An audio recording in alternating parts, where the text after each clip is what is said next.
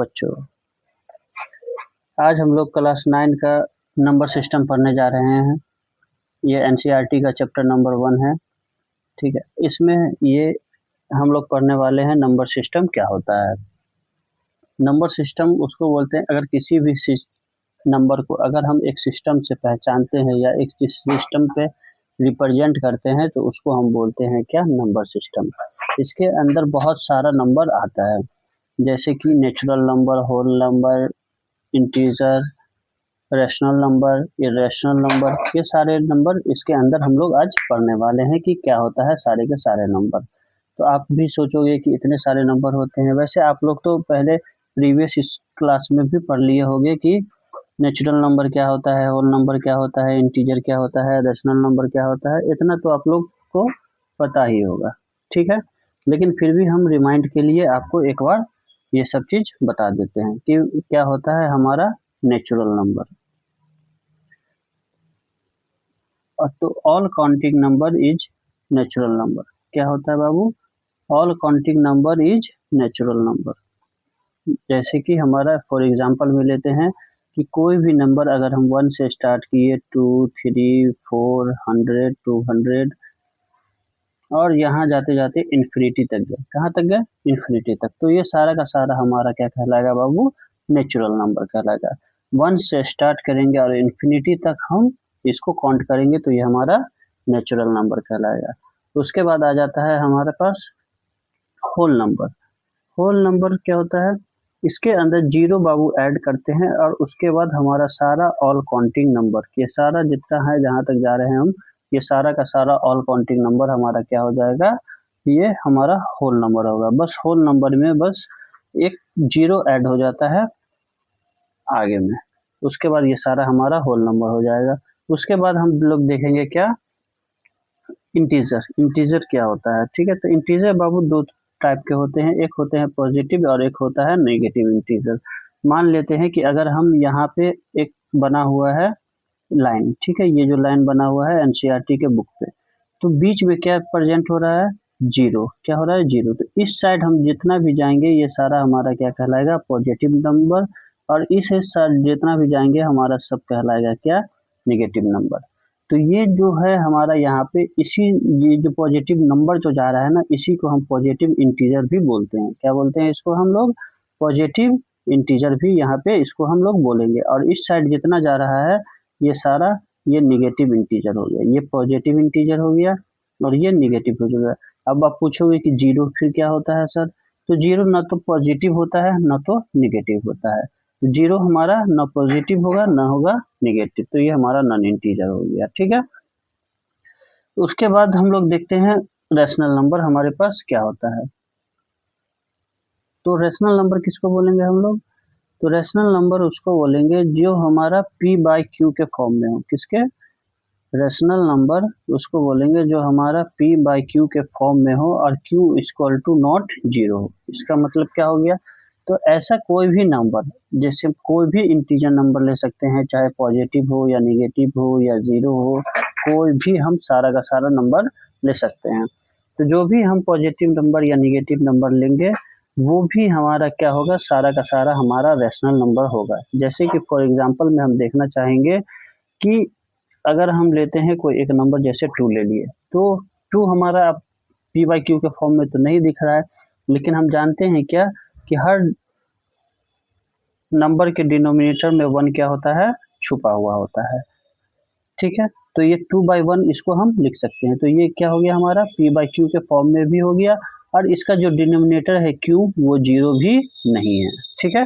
तो ये हमारा रैशनल नंबर कहलाएगा। अगर हम इसको सिर्फ 2 लिख दिए तो भी हमारा ये रैशनल नंबर कहलाएगा, सिर्फ 5 लिख दिए तो भी रैशनल नंबर कहलाएगा, 5 बाई 4 लिख दिए तो भी ये हमारा रैशनल नंबर कहलाएगा। तो ऐसा नंबर हमारा रैशनल नंबर कहलाता है। इसमें मेन चीज देखने वाला ये होता है कि क्या हमारा जीरो रैशनल नंबर होगा। तो देखते हैं कि क्या हमारा जीरो रैशनल नंबर है या नहीं। तो हम क्या लिखे बाबू? जीरो लिखे। तो लेकिन जीरो को तो हम 0 बाई 1 तो लिख ही सकते हैं। तो ये हमारा p बाई क्यू के फॉर्म में भी हो गया और q equal to not zero भी हुआ। तो इसलिए ये 0 बाई 1 अगर हम लिख सकते हैं तो ये हमारा रैशनल नंबर होगा। लेकिन अगर इसी को हम पलट दें क्या करें, 1/0 लिख दें। क्या लिख दें, 1/0 लिख दें। तो ये हमारा रैशनल नंबर नहीं होगा। क्यों, क्योंकि क्यू हमारा डिनोमिनेटर जो है वो हमारा 0 के बराबर हो गया, तो इसलिए हमारा ये डिनोमिनेटर ये रैशनल नंबर नहीं होगा। आई होप आप लोग को रैशनल नंबर भी समझ में आ गया होगा। उसके बाद आ जाता है बाबू हमारे पास कुछ इरेशनल नंबर। क्या आ जाते हैं, कुछ इरेशनल नंबर आ जाते हैं। तो क्या होता है इरेशनल नंबर, आइए समझते हैं इरेशनल नंबर को।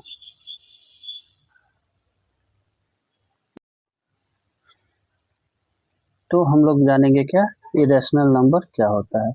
तो इरेशनल नंबर हम लोग बोलते हैं ऐसा नंबर जो इरेशनल नंबर, ऐसा नंबर जो नॉन रिपीटिंग नंबर हो। ठीक है, कैसा, या नॉन रिपीटिंग नंबर कैसे बोल सकते हैं, तो मान लेते हैं कि कोई एक नंबर लिखते हैं और वो बार बार रिपीट नहीं होना चाहिए। ठीक है, जैसे कि फॉर एग्जांपल अगर हम लिखे 4.5, तो ये हमारा क्या कहलाएगा, ये रैशनल नंबर कहलाएगा। सिर्फ 4.5 लिख के अगर हम छोड़ देते हैं तो ये हमारा रैशनल नंबर कहलाएगा। ठीक है, अगर यहाँ पे है हम लिखे ये 4.555555, तो भी ये देखो एक ही 5 है जो बार बार रिपीट हो रहा है, तो इसको ये भी हमारा क्या कहलाएगा, रिपीटिंग मोड में चला गया, तो ये भी हमारा इरेशनल नंबर ही कहलाएगा। ठीक है, तो फिर इरेशनल नंबर क्या कहलाएगा, तो इरेशनल नंबर ऐसा नंबर जो रिपीट नहीं हो। जैसे कि फॉर एग्जांपल में अगर हम लिखे 4.5, क्या लिखे 4.5, तो नेक्स्ट नंबर हम क्या लिख सकते हैं 4.51, फिर नेक्स्ट नंबर क्या लिख सकते हैं 4.511, फिर लिखेंगे नेक्स्ट नंबर 4.5111, फिर लिखेंगे 4.5111, यानी इसमें हम देख पा रहे हैं क्या कि 4 पॉइंट से स्टार्ट हुआ, फिर 4.1 गया, फिर 111 गया, 11 गया, फिर 111, फिर 41। तो इसका मतलब क्या है, ये हमारा नंबर आगे बढ़ता ही जाएगा और रिपीट होता ही चला जाएगा। हम तो जितना चाहे इन्फिनिटी टाइम 111 करके इसमें डाल सकते हैं, तो ये हमारा क्या हो गया, नहीं खत्म होने वाला नंबर हमारा हो जाएगा। ठीक है, जैसे कि एक और एग्जांपल में हम देख लेते हैं कि लिखे हम 3.01। ठीक है, तो इसको अगर हमको, और अभी तक तो ये रैशनल है, अगर यहीं छोड़ दिए तो इरेशनल करना हो तो 3.010, फिर 1, फिर 00, फिर 1, फिर 000, फिर 1, फिर 4 टाइम 0। तो इस तरह से नंबर हमारा क्या है, रिपीटिंग मोड में चला जाता है। अनरिपीटिंग जितना चाहे उतना ये बढ़ता हुआ चला जाएगा, ये रिपीट नहीं होगा। तो ऐसे नंबर को हम लोग क्या कहते हैं, इरेशनल नंबर कहते हैं। जैसे कि और कुछ एग्जांपल जाने तो हम जान सकते हैं क्या कि √3 हमारा जो है वो क्या है, इरेशनल नंबर है। ठीक है, जैसे कि हो गया √3, फिर हो गया √4, फिर हो गया √5, ये सारा का सारा हमारा क्या हो गया, इरेशनल नंबर हो गया। ठीक है, तो और भी चीज याद रखना है कि देखिए ये √4 है हमारा, क्या ये इरेशनल नंबर होगा, अभी तो मैंने बोल दिया इरेशनल नंबर है, लेकिन ये इरेशनल नंबर हमारा नहीं होगा। अब क्यों नहीं होगा ये इरेशनल नंबर, ये भी जान लो। ठीक है, चूंकि √4 को अगर हम कैसे लिख सकते हैं, √4 को हम लिख सकते हैं बाबू √2 × 2। जब भी रूट अंडर में 2 × 2 लिखते हैं तो रूट के अंदर अगर कोई भी हमारा नंबर पेयर में होता है तो वो पेयर से रूट से बाहर निकल जाता है। कहाँ से बाहर निकल जाता है, तो रूट से बाहर निकल जाता है। तो ये हमारा क्या हो गया, 2 जो हमारा ये रैशनल नंबर हो गया। ये हमारा कौन सा नंबर हो गया, रैशनल नंबर। तो इसको हम इरेशनल नंबर बाबू नहीं बोलेंगे। ठीक है, तो आई होप, मुझे उम्मीद है कि आपको समझ में आ गया होगा नंबर सिस्टम क्या होता है।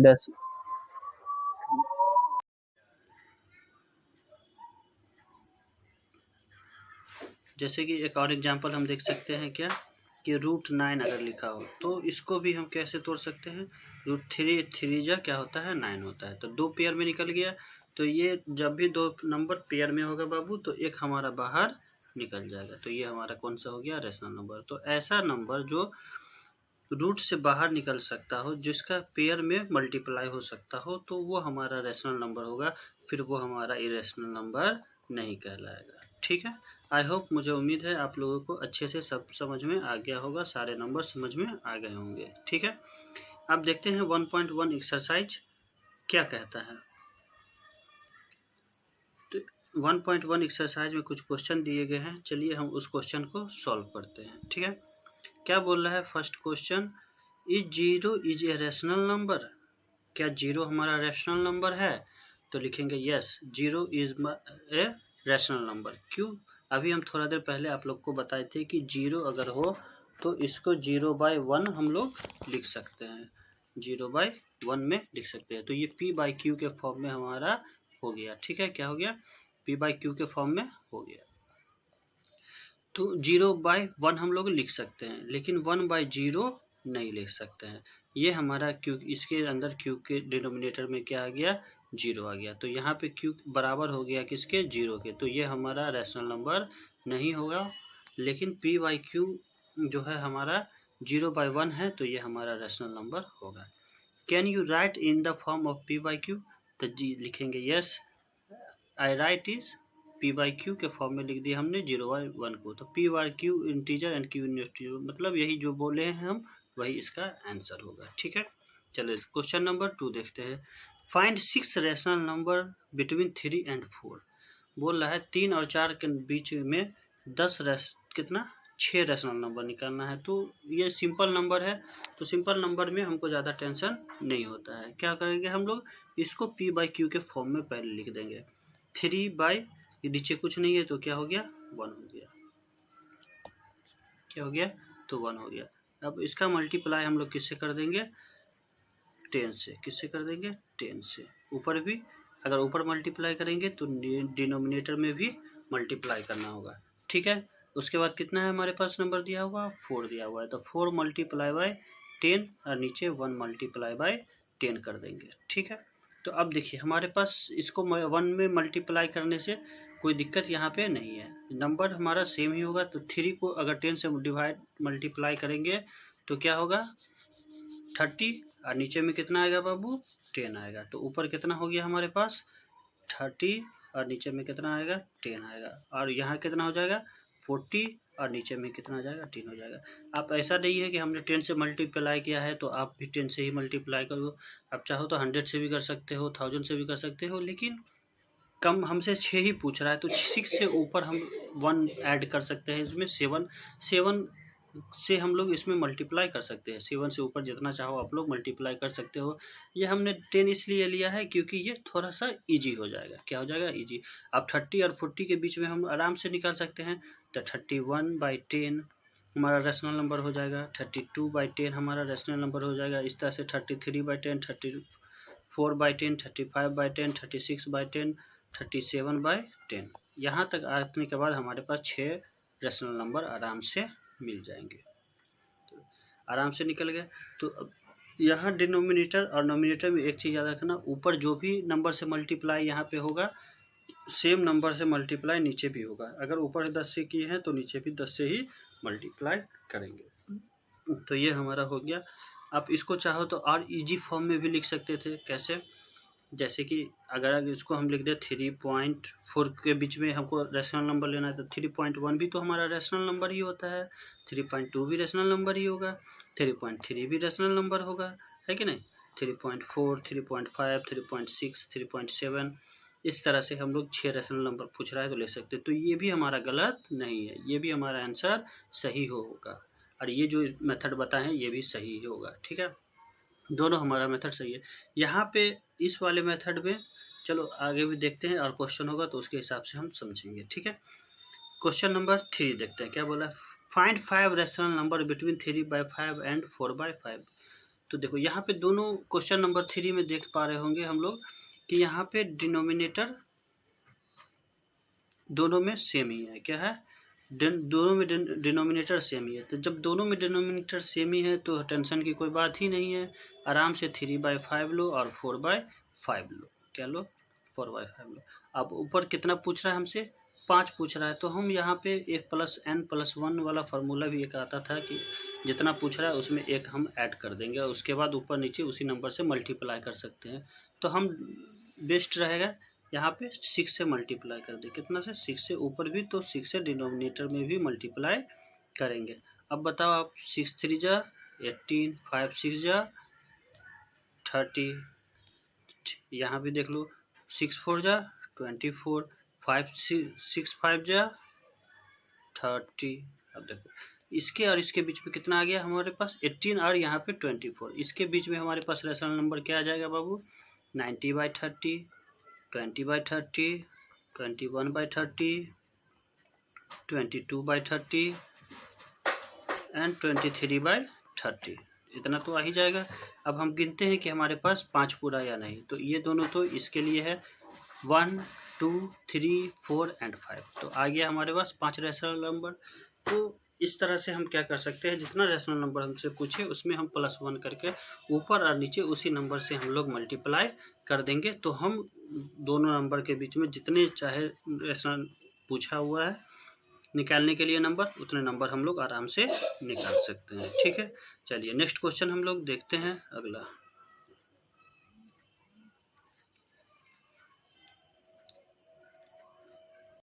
चलिए देखते हैं, ट्रू एंड फॉल्स वाला क्वेश्चन है ये। तो पहला क्वेश्चन क्या बोल रहा है? Every natural number is a whole number.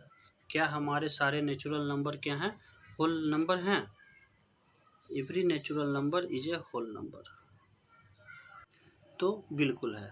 ठीक है, कैसे? तो देखो हम लोग देखते हैं क्या, अगर होल नंबर हमको लिखना हो, क्या लिखना हो? होल नंबर लिखना हो, तो कहाँ से स्टार्ट करते हैं? 0 से स्टार्ट किए, 1 2 3 और इन्फिनिटी तक गए। ठीक है, तो इसके अंदर 0 भी आ गया और मेरा सारा नेचुरल नंबर भी आ गया। तो ये क्या हो जाएगा बाबू? ट्रू हो जाएगा। ठीक है, question number 2, every integer is a whole number. क्या हमारा सारा इंटीजर जो है होल नंबर होगा? अब होल नंबर कहाँ से स्टार्ट होता है? 0 1 2 3 4 इन्फिनिटी तक गया, लेकिन इसके अंदर हमारा कोई भी नेगेटिव नंबर अभी नहीं ऐड हुआ। तो ये हम बोल देते हैं क्या, ये हो गया हमारा फॉल्स हो गया। दूसरा, every rational number is a whole number. तो ऐसा ये भी फॉल्स ही होगा। क्यों होगा फॉल्स? तो सारा रैशनल नंबर, तो हम जैसे लिखे 0 लिखे, तो 0 को हम 1/1 तो लिख सकते हैं, तो ये हमारा रैशनल नंबर हो गया। फिर 0/2 लिखे तो ये भी हमारा रैशनल नंबर हो जाएगा। ठीक है, लेकिन 2/3 लिखे तो ये हमारा रैशनल नंबर तो हुआ। तो क्या ये 0 बनेगा? नहीं बनेगा कभी। ठीक है ना, तो ये हमारा सारा का सारा whole number, rational number whole number नहीं होगा। तो ये भी हमारा क्या हुआ? फॉल्स ही हुआ। ठीक है, अब चलते हैं आगे। ठीक है, अभी हम लोगों ने देख लिया क्या, रैशनल नंबर। अब आ जाते हैं बाबू इरेशनल नंबर। तो इरेशनल नंबर प्रूफ करने का आप लोग के इसमें नहीं है, लेकिन रिप्रेजेंट करने का है कि अगर हम इसको नंबर लाइन के अंदर किसी एक लाइन पर हमको रिप्रेजेंट करना हो तो हम कैसे कर सकते हैं। ठीक है, तो देखिए कि सबसे पहले हम क्या करेंगे, मान लेते हैं √2 क्या है हमारे पास, एक इरेशनल नंबर है। तो हम लोग जानते हैं √2 √3 √5 ये सब हमारा क्या है, इरेशनल नंबर है। अब इस चीज़ को हम क्या से समझेंगे कि ये इरेशनल है, सॉरी, और ये इरेशनल है, ये तो समझ गए कि इसका जो भी आंसर आएगा हमारे पास क्या आएगा, नॉन रिपीटिंग नंबर आएगा। वो ऐसा नंबर आएगा जो कभी ख़त्म ही नहीं होने वाला नंबर हो, तो वो हमारा क्या कहलाएगा, इरेशनल नंबर कहलाएगा। ठीक है, अब हम देख लेते हैं ये एक नंबर लाइन पे इसको रिप्रेजेंट कैसे करने का क्या सिस्टम है। ठीक है, तो अगर हम मान लेते हैं क्या, यहाँ पे एक ग्राफ बनाते हैं, √2 को लोकेट करने के लिए हम कैसे कर सकते हैं। तो यहाँ पे हमको थोड़ा सा एक ट्रायंगल जैसा कुछ बनाना होगा। एक लाइन बना यहाँ पे, ठीक है, ट्रायंगल क्या बना, एक ट्रायंगल बनाया। तो इसके अंदर हमको क्या दिख रहा है, ये बेस हो गया, ये परपेंडिकुलर हो गया, और ये क्या हो गया हमारे पास, हाइपोटेनस हो गया। ठीक है, अगर इस √2 को हमको सॉल्व करना हो तो यहाँ पे हमको ऐसा कुछ करना होगा कि हाइपोटेनस का वैल्यू हमारे पास क्या आ जाए, √2 आ जाए। ठीक है, तो अगर हाइपोटेनस का वैल्यू √2 आ जाए, ऐसा कुछ करे, तो हम मान के चलते हैं कि बेस का वैल्यू कितना है, 1 है, और पेंडिकुलर का वैल्यू भी क्या होगा, 1 हो जाएगा। अब यहाँ पे हम लगा देंगे थोड़ा सा पाइथागोरस थ्योरम, क्या लगाएंगे थोड़ा सा पाइथागोरस थ्योरम। तो क्या हो जाता है पाइथागोरस थ्योरम, हाइपोटेनस का whole square equal to perpendicular का होल स्क्वायर प्लस बेस का होल स्क्वायर। तो यहाँ पे परपेंडिकुलर भी हम कितना लिए हैं 1 लिए हैं, और बेस भी कितना लिए हैं बेटा 1 लिए हैं। तो 1 और 1 को कितना अगर स्क्वायर करेंगे तो 1 ही होगा, यहाँ भी 1 का स्क्वायर करेंगे तो 1 ही होगा। तो 1 और 1 कितना हो जाएगा हमारे पास 2 हो गया। लेकिन एच स्क्वायर पे भी यहाँ पे भी स्क्वायर है, तो स्क्वायर हमारा उस साइड जाएगा, तो एच का वैल्यू कितना हो जाएगा √2 हो जाएगा। क्या हो गया, तो हाइपोटेनस हमारा क्या हो गया √2 हो गया।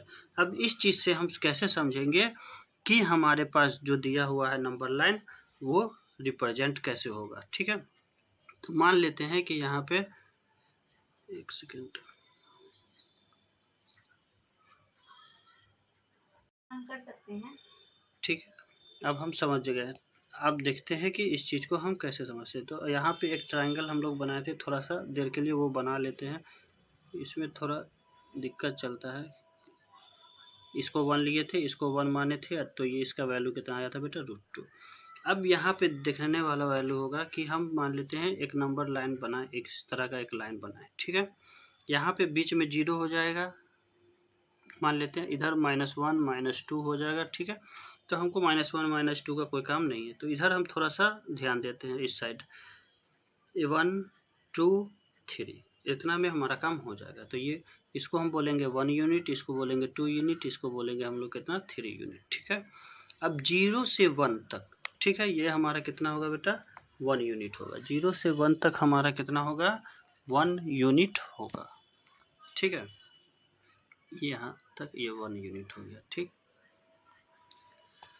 तो ये क्या हमको बेस जैसा दिख रहा है, ये बेस जो यहाँ दिख रहा है उसी बेस जैसा हमारा ये लाइन दिख रहा है, तो ये हमारा क्या हो गया बेस। तो 0 से 1 तक लिए तो हमारा कितना हो गया 1 यूनिट। ठीक है, अब यहाँ पे हम एक परपेंडिकुलर बनाएंगे। तो हम लोग जानते हैं कि परपेंडिकुलर हमारा 90 डिग्री का एंगल होता है। तो यहाँ पे हम रखेंगे कंपास रखेंगे। ठीक है, और कंपास से हम क्या करेंगे यहाँ पे एक 90 डिग्री का एंगल बनाएंगे। तो मान लेते हैं यहाँ पे से इसे थोड़ा सा डिस्टेंस पे लेंगे, तो यहाँ पे हमारा कुछ इस तरह से यहाँ पे 90 डिग्री का एंगल बन जाएगा। ठीक है, अब इसको 0 पॉइंट से लेकर हम इस तरह से मिटा देंगे। ठीक है, और यहाँ ये भी याद रखना है क्या कि ये यहाँ से लेके यहाँ तक जो हम लिए हैं वो क्या लिए हैं बाबू 1 यूनिट लिए हैं। तो यहाँ से लेकर यहाँ तक जहाँ भी हमारा 1 यूनिट आए, मान लेते हैं यहाँ पे हमारा 1 यूनिट आया था, तो यहाँ पे 1 यूनिट काटे, उसके बाद इसको डायरेक्ट मिला देंगे किससे 0 से, तो ये एक ट्रायंगल जैसा हमारा बन गया। ठीक है, तो ये हमारा बीच में क्या हो गया 90 डिग्री। अब देखिए ये 1 यूनिट है, यहाँ से हम 1 यूनिट काटे थे तो ये भी 1 हो गया। अगर ये बेस हमारा 1 है, ये परपेंडिकुलर हमारा 1 है, तो बताइए आप लोग कि ये हाइपोटेनस कितना बनेगा। तो हाइपोटेनस यहाँ देखिए कि परपेंडिकुलर अगर हम 1 बनाए थे और बेस हमारा 1 था, तो हमारा हाइपोटेनस कितना आया था √2। तो इसका मतलब ये हुआ कि ये जो बना है हमारा, ये भी हमारा क्या है √2 ही है। क्या है √2 ही है। ठीक है, अगर √3 हमको बनाना हो तो हम इसी पे थोड़ा √3 भी बना सकते हैं। चलिए कैसे बना सकते हैं √3, मान लेते हैं कि इस तरह का एंगल था हमारा यहाँ पे। ठीक है, ये 0 था, ये 1 था, ये 2 था, ये 3 था। अब यहाँ से देखिए मिलाने के बाद एक चीज़ और इसमें रह गया क्या कि इसको हम जो है ना जहाँ पे कटा होगा ये, यहीं से हम लोग नीचे एक गिराएंगे, यहाँ से यहाँ पे रखेंगे, 0 पे रखेंगे कंपास का नोक, और यहाँ पे पेंसिल रखेंगे और नीचे की तरफ गिराएंगे। तो ये हमारा बनेगा बेटा √2। क्या बनेगा, ये √2 बनेगा यहाँ पे। ठीक है, अब यहाँ √3 बनाने जा रहे हैं, तो ये बेस हमारा अब कितना हो गया बेटा √2 हो गया। ठीक है, ये बेस हमारा √2 हो गया, तो यहाँ पे हम एक 90 डिग्री का फिर से एंगल खड़ा करेंगे। ठीक है, तो ये 90 डिग्री का एंगल बनाएंगे, तो ये हमारा कितना हो जाएगा 1 हो जाएगा। ठीक है, ये कितना हो गया 1 हो गया। ठीक, अगर ये 1 हो गया हमारे पास, तो अब बताइए कि हमको क्या मिल गया, बेस मिल गया, परपेंडिकुलर मिल गया। ठीक है, बेस मिल गया, परपेंडिकुलर मिल गया। अब हाइपोटेनस का हमको ज़रूरत है, तो हाइपोटेनस के लिए अब हम क्या करेंगे, तो √2 अब देखिए यहाँ पे अगर इसको हम मान लेते हैं क्या बेस √2 है और ये 1 है, तो फिर से यहाँ पे पाइथागोरस थ्योरम लगाइए, हाइपोटेनस का होल स्क्वायर प्लस परपेंडिकुलर का स्क्वायर प्लस बेस का होल स्क्वायर, तो क्या निकलेगा हमारे पास वैल्यू, √2 का हाइपोटेनस निकालने जाए तो का स्क्वायर निकालने गए, ठीक है, तो यहाँ पे क्या निकल जाएगा हमारे पास, √2 का स्क्वायर कितना हो जाएगा, √2 का स्क्वायर 2 होता है और 1 का स्क्वायर तो 1 ही होता है, तो h का वैल्यू हमारे पास कितना आ जाएगा बेटा, √3 आ जाएगा, यानी ये √2 हुआ, ये 1 हुआ, तो ये बेस हमारा √2 हुआ, यहाँ से हमारा ये परपेंडिकुलर हम बनाए, इसको हम कितना लिए 1, तो 90 डिग्री के एंगल पे काटेंगे और यहाँ से लेकर यहाँ तक हम 1 यूनिट काटेंगे, मान लेते हैं यहाँ पे हमारा कितना है 1 यूनिट है, तो यहाँ 1 यूनिट काटे, उसके बाद इस जीरो वाले सेंटर से इसको मिला देंगे, ठीक है, तो ये हमारा अब क्या बन गया, ये हाइपोटेनस हुआ, तो ये हमारा √3 बन गया। अब यहाँ से हम इसको इस पॉइंट को लेंगे और नीचे धीरे धीरे नीचे की तरफ मिला देंगे, पेंसिल का नोक इस वाले पॉइंट पे रखेंगे, सॉरी प्रकार का नोक, कंपास का नोक यहाँ पे रखेंगे और पेंसिल का नोक यहाँ पर रखेंगे और इसके धीरे धीरे धीरे धीरे नीचे मिला देंगे, तो ये हमारा कितना बन जाएगा, √3 हो जाएगा। आई होप आप लोग को समझ में आ गया होगा। इसी तरह से हम लोग √5 भी बना सकते हैं, आप लोग का होमवर्क है, आप लोग खुद से √5 बनाइएगा। कैसे बनेगा √5, थोड़ा सा मैं हिंट दे देता हूँ उसके लिए। तो इस वहाँ पे फिर से आप एक ट्राइंगल बनाइएगा, एक ट्राइंगल में यहाँ पर आप क्या ले सकते हैं, तो 2 का स्क्वायर बेटा कितना होता है 4, और ये परपेंडिकुलर है तो ये इसको आप 1 ही मानिएगा, तो अगर ये 2 हुआ ये 1 हुआ, तो बताइएगा कि हाइपोटेनस हमारा कितना होगा, और √5 का भी आप लोग पूरा होमवर्क करके रखिएगा। अगर कोई डाउट होगा तो आप लोग हमसे ज़रूर पूछ सकते हैं। ठीक है, अब हम सब कुछ समझ ही गए होंगे। अब हम देख लेते हैं 1.2 एक्सरसाइज एनसीईआरटी का। ठीक है, इसके अंदर हम लोग क्वेश्चन नंबर 1 पढ़ते हैं कि क्या करना है हम लोग को, ट्रू एंड फॉल्स बताना है और जस्टिफाई भी करना है इसको। क्वेश्चन नंबर 1 पढ़ते हैं, every irrational number is a real number. तो हम जानते हैं क्या होता है हमारा रियल नंबर। रियल नंबर उसको बोलते हैं जिसके अंदर हमारे सारा natural number, whole number, integer, rational, irrational, ये सारा का सारे को अगर हम एक पेटी के अंदर बंद कर दे, एक बॉक्स में बंद कर दे, तो वो बॉक्स का नाम अगर हमको देना होगा तो वो नाम हमारा होगा क्या, रैशनल रियल नंबर। क्या हो जाएगा, वो रियल नंबर हो जाएगा। ठीक है, तो इसका मतलब ये सारा का सारा हमारा क्या हो रहा है, इरेशनल नंबर, वो किसके अंदर आ रहा है, रियल नंबर के अंदर आ रहा है। तो ये वाला हमारा जो होगा फर्स्ट नंबर का आंसर वो क्या हो जाएगा, वो हो जाएगा बाबू ट्रू, ये हो जाएगा। क्वेश्चन नंबर 2 समझते हैं, every point on the number line is of the form √m where m is natural number. क्या बोला जा रहा है कि अगर हम रूट के अंदर किसी भी नंबर को लिखे, ठीक है ना, ये वो नंबर मान लेते हैं m है और m हमारा कौन सा है, नेचुरल नंबर। तो मान लेते हैं कि रूट हम 4 लिखते हैं, क्या लिखते हैं, √4, तो ये तो हमारा पॉजिटिव नंबर हो गया, ठीक है, नेचुरल नंबर भी हो गया। तो अगर सिर्फ ये दिया होता कि √4, √5 जो भी नंबर हो, ठीक है, तो वो रैशनल है, तो हम लोग समझ जाते हैं कि हाँ वो नंबर क्या है, वो पॉइंट को लिखा जा सकता है, ठीक है, √m में। लेकिन सारे पॉइंट को हम √m में नहीं लिख सकते हैं, क्योंकि देखो अगर हम माइनस वाले किसी नंबर को लिखे रूट के अंदर, जैसे 4.5, ठीक है, या 4 ही लिखते हैं, ठीक है, तो -4 वाले नंबर को हम लोग रूट में नहीं लिख सकते, क्योंकि रूट के अंदर कोई भी माइनस का नंबर नहीं लिखा जाता है, चाहे कोई भी नेचुरल नंबर वो क्यों ना हो, ठीक है, वो माइनस के फॉर्म में कभी नहीं लिखा जाएगा। तो इसलिए ये वाला नंबर हमारा क्या हो गया, फॉल्स हो गया। अब क्वेश्चन नंबर 3 देखते हैं। क्वेश्चन नंबर 3 हमारा क्या कह रहा है, every real number is an irrational number. आप देखो अभी थोड़ा देर पहले समझाए थे कि रियल नंबर हमारा क्या होता है, सारे नंबर को अगर पैक कर दे तो हमारा रियल नंबर बनेगा, लेकिन सारा रियल नंबर हमारा कभी इरेशनल नंबर नहीं हो सकता है। क्यों नहीं हो सकता है सारा नंबर हमारा इरेशनल, तो अगर हमको रियल नंबर के अंदर हमारे पास कितना आता है, 4 भी आता है, 6 भी आता है, 8 भी आता है, यानी ऑल काउंटिंग नंबर हमारा आ जाता है। अगर हम मान लेते हैं कि हमको एक रैशनल नंबर ले लिए 9, तो ये तो हमारा एक ऐसे ही क्या है, ये रेशनल नंबर है, ये तो इरेशनल है ही नहीं, और ये तो रियल नंबर है, तो इसका मतलब ये क्या हो गया, ये हमारा फॉल्स हो गया। क्या हो गया, ये हमारा फॉल्स हो गया। ठीक है, चलिए ये भी फॉल्स है, ये ट्रू है। अगला क्वेश्चन देख लेते हैं। Are the square root of all positive integer is irrational if not given example of the square root of a number that is a rational number।